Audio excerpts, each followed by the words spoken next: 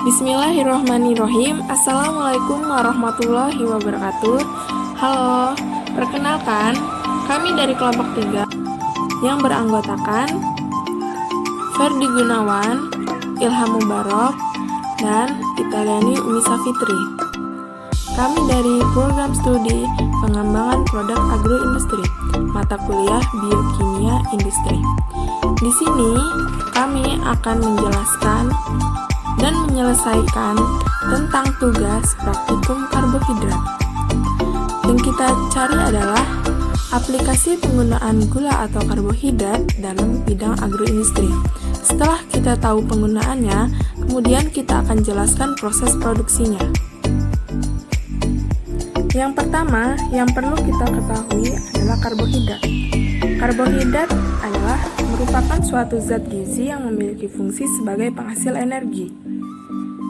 Kemudian sumber karbohidrat, yaitu terdiri dari padi-padian, serealia, umbi-umbian, kacang-kacangan atau kacang kering, gula, dan sebagainya. Lalu hasil dari olahan sumber karbohidrat, yaitu seperti mie, bihun, roti, tepung-tepungan, selai, sirup, penyedap rasa, susu, dan sebagainya.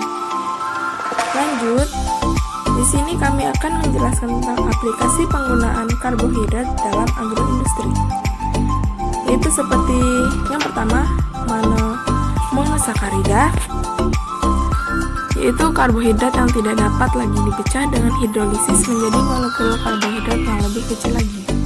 Itu seperti glukosa dan fruktosa.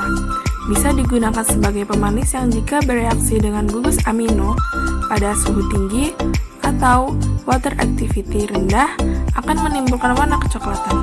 Reaksi ini disebut reaksi Maillard, berguna dalam pembuatan roti. Contoh kegunaannya pada produk pembuatan sirup yang dapat dikonsumsi di dalam negeri atau luar negeri.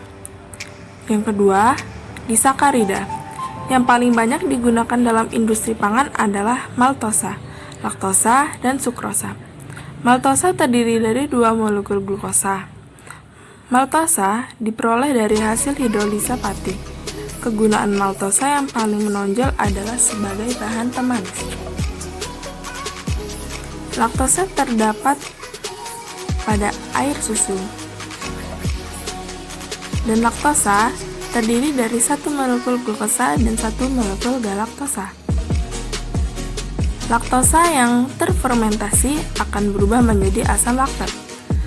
Laktosa dapat menstimulasi penyerapan kalsium. Sukrosa merupakan gabungan dari aglukosa dan fruktosa. Sukrosa biasa diperoleh di alam sebagai gula tebu dan gula bit. Contoh kegunaan produknya seperti susu. Misalnya kita ambil dari susu kental manis yang terkenal di Indonesia adalah susu Frisian Flag. Ketiga, polisakarida yang sering digunakan dalam industri pangan adalah agar, alginet, karagenan, LPG, pektin, CMC, modified starch, dan santan gum agar bisa digunakan sebagai media dalam mikrobiologi dan bahan baku atau tambahan dalam industri pangan. Alginet dapat memperbaiki dan menstabilkan konsistensi isi dari produk yang dipegang. Salad, dressing, dan coklat serta dapat mencegah pembentukan kristal berukuran besar pada es krim selama penyimpanan. Alginet juga bisa digunakan dalam pembuatan locust bean gum atau LPG, digunakan sebagai thickener, binder, dan stabilizer dalam pembuatan daging kaleng, salad dressing, sosis atau sionis, keju lunak, dan es krim. Dan itu juga merupakan hasil produksinya.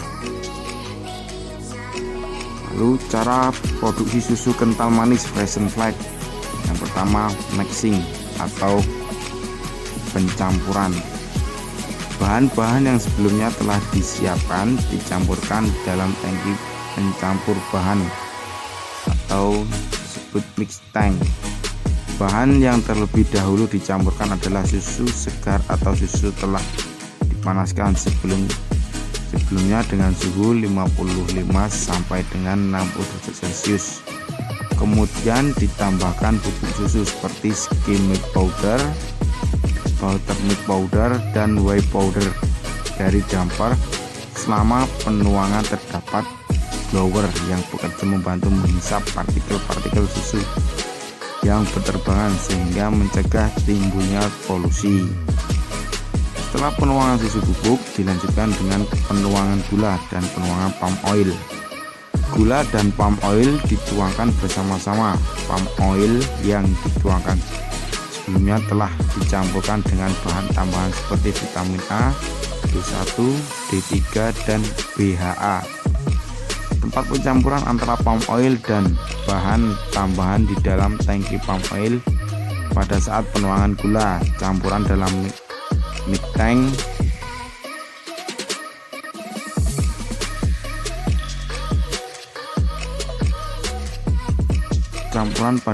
dalam mix tank dipanaskan terus hingga suhu mencapai 51 derajat Celcius. Yang kedua, penyaringan. Pada saat proses pencampuran produk dilewatkan melalui filter untuk dilakukan penyaringan sebelum produk menuju PHE untuk pemanasan. Penyaringan berfungsi untuk mencegah terjadinya kontaminasi fisik oleh bahan-bahan yang tidak diinginkan seperti kotoran, sisa-sisa karung, dan pasir. Setelah disaring, dipanaskan dalam PHE, produk kembali ke tangki pencampuran. Dalam tangki pencampuran terus diaduk hingga suhu mencapai 60 derajat Celcius. Dari tangki pencampuran, produk dialirkan menuju tangki penampungan 1 atau blend tank 1. Blend tank 1 atau BT1 merupakan tangki tempat penampungan sementara produk sebelum dihomogenizer. Selama ditampung dalam BT1, produk mengalami proses penyaringan kembali.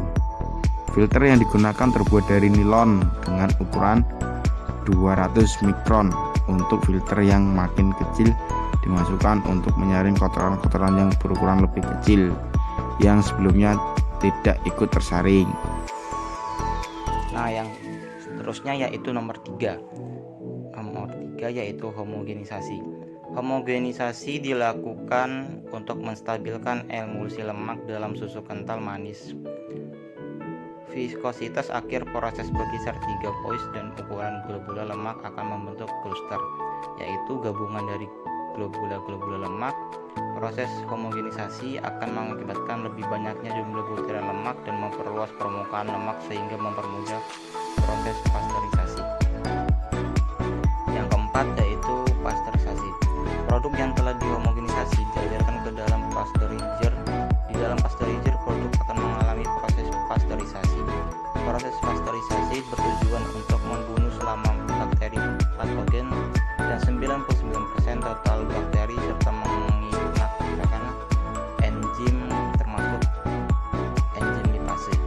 Dengan demikian, produk diharapkan tetap dalam kondisi baik selama pendistribusian dan lebih awet serta aman dikonsumsi oleh konsumen. Yang kelima yaitu proses pengentalan. Dalam proses pengentalan juga dilakukan penambahan kristal laktosa dalam ukuran kecil. Proses ini dinamakan laktose sanding. Diameter kristal laktosa yang ditambahkan kira-kira berukuran 10. Proses di vakum cooler berhenti setelah suhu susu mencapai 20 sampai 28 derajat Celcius. Pada tahap ini, produk telah menjadi susu kental manis. Sebelum susu kental manis dialirkan ke stok batch, Gizi melakukan inspeksi untuk mengukur kadar lemak, viskositas, gula, gizi, dan protein. Apabila parameter proses yang diukur telah memenuhi standar yang diterapkan, Di perusahaan, maka susu kental manis dialirkan ke strong fed. Strong fed merupakan tangki penampungan akhir dari adonan susu yang siap di-filling.